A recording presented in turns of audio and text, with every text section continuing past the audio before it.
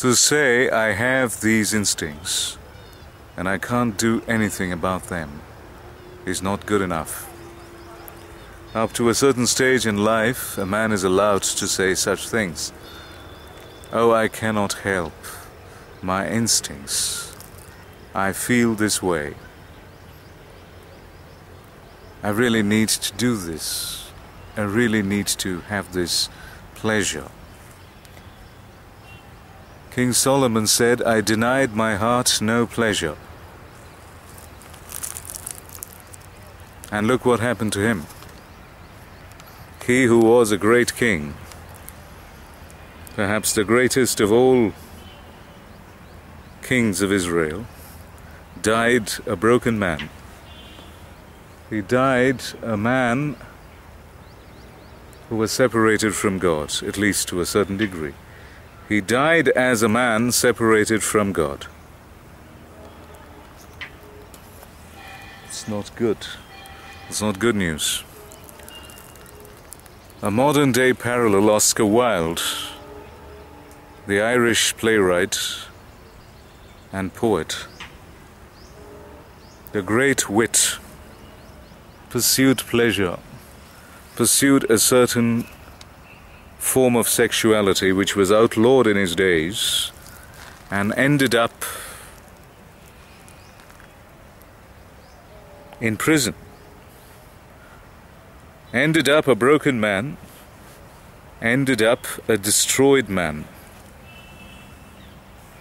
and died tragically.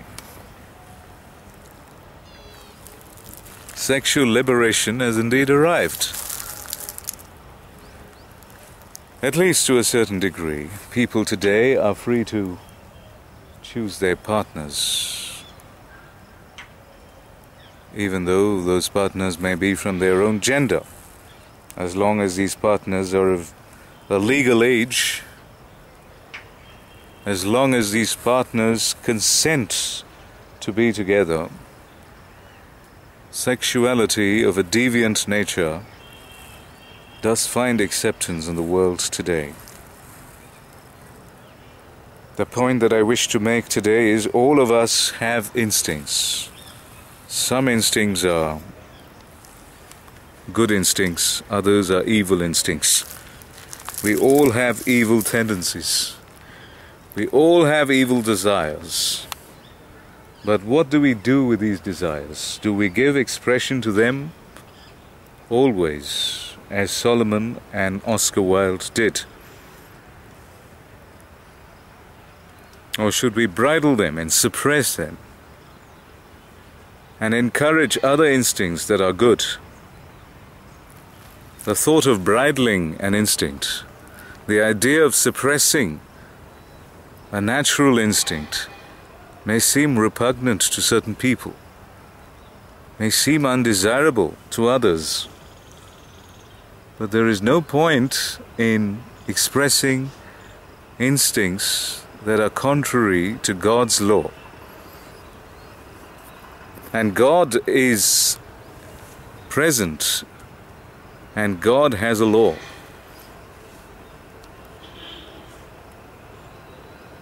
Those of you who believe that there is no God and that there is no God's law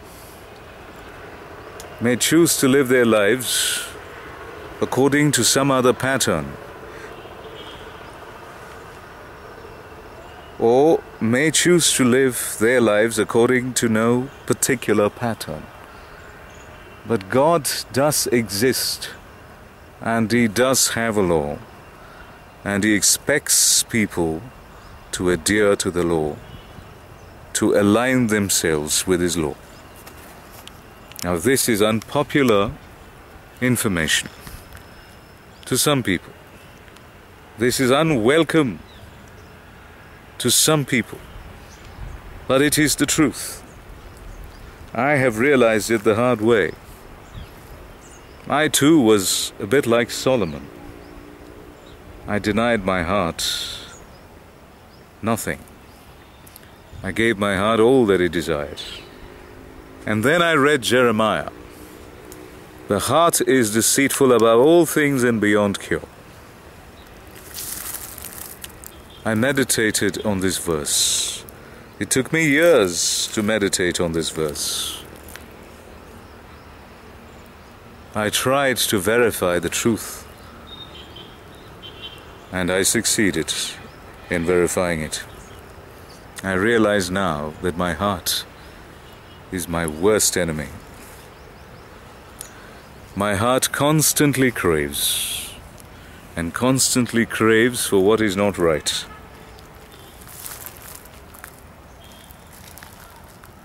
Therefore, I see the need, I feel the need to bridle my desires, to control my desires. My desires, of course, cannot be controlled humanly. One may control certain desires at certain times, but one cannot control all desires at all times without God's help. God alone can help in this department. It is He who made man, and it is He who knows how to repair man. Here again I may say something which is not acceptable to some people, because they don't believe God made man. But I think God made man. I believe that God made man, and only God can repair man. Psychologists do exist, and they try to help other human beings, but they have their limitations, and I suppose psychologists know their limitations. But there are certain changes that only God can perform, and God must be allowed to perform those changes.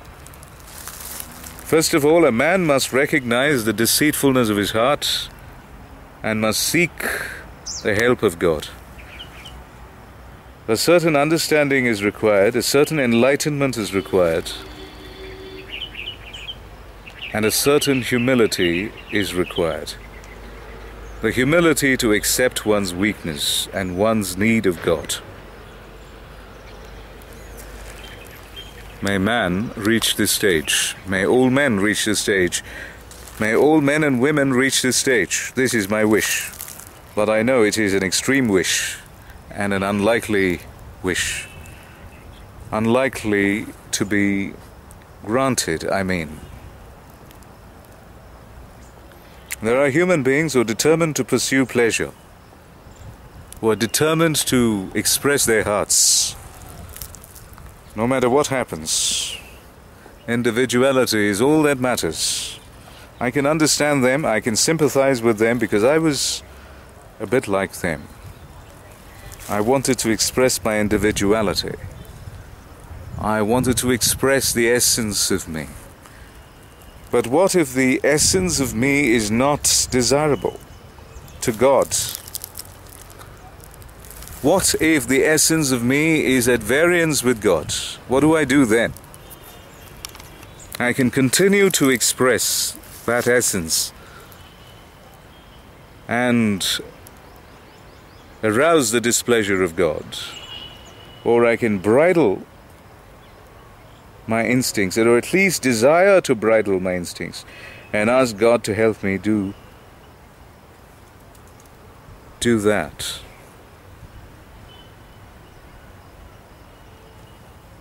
That is what pleases God. What pleases God is man's understanding of his basic wickedness. Man's acceptance of his basic separateness. He is separate from God. And he must seek God. He must desire God. He must desire to be whole. He must desire to be connected with God. This is what God wants from man. So if there are any today who say, I will express my instincts, I will do whatever I want, I will live any way I want, I will pursue any form of sexuality that I choose, will have to face certain grim facts, at least on a certain day. And I hope that day does not arrive too late. Because there is a place where all disobedient people go.